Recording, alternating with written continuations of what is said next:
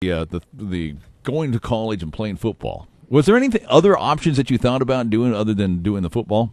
No, football is the only sport that I really had any passion to play where I actually thought I had a chance. But again, it had to be as a kicker because there's really no other way that they would take me seriously. But Rudy played football. It just made perfect sense to me. And HSU, the only D2 school in the state with a football program, so that's how you ended up here. And where originally were you from? I'm a Southern California kid. Okay. Yeah. So you've been up here now how long? This is my third football season here. Okay. First year as a fan, second year as a player, third year as a coach. Years are measured by football seasons. Well, yeah, sorry. Again, it's well, the thing is now, so you played on the team, but you not only played on the team at the age of, 51? I was 52, I think. 52 at the track now, yeah. 52. And you not only did that, but you were also living in the dorms, hanging out with your teammates and stuff who were a couple of decades younger than you.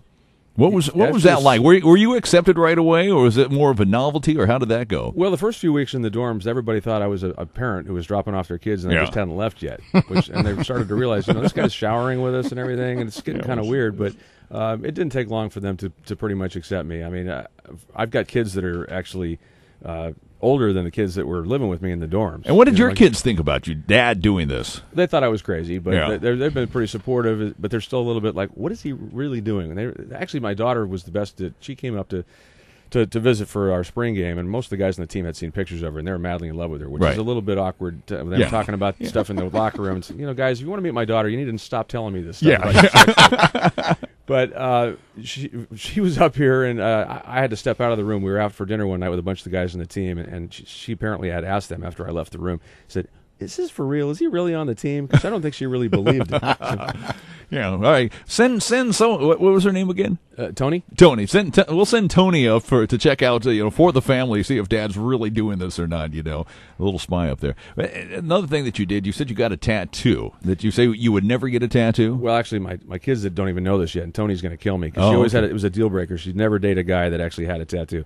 But last week after our final game, which we lost heartbreakingly in the last 1.3 seconds of the game, I had told the guys that I needed to do something to prove that this team is part of my family and my life. I love the team. So 4 of the players took me out that night after the banquet and to a tattoo parlor, and I now have this wonderful Jack logo. Oh, there you go. The Jack that's on our helmet. Yeah, let's see. Scoot over this way just a little bit because I'm capturing this on video. Okay. Yeah, there. That shows up on the video. You got the 1.3 seconds from the score clock on my arm as well. There you go. So it's pretty much it's pretty permanent. I never realized how permanent tattoos were. Until they're there. Rollin knows all about it. Oh yeah, see, I've got one on that side, and I've got one over here on that side there. Nice. So.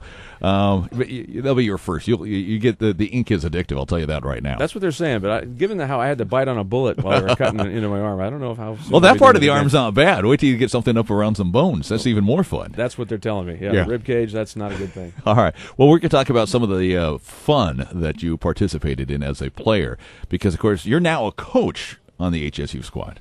Right. I was a kicking coach this year, which actually is a funny story in itself. We had a new coach that came in, and he had heard about me playing last year and called me in his office and said, would you like to be our kicking coach? And I said, now, Coach, you realize I was only actually in one game officially last year. I only kicked once, and I missed. Are you sure you want me to be your kicking coach?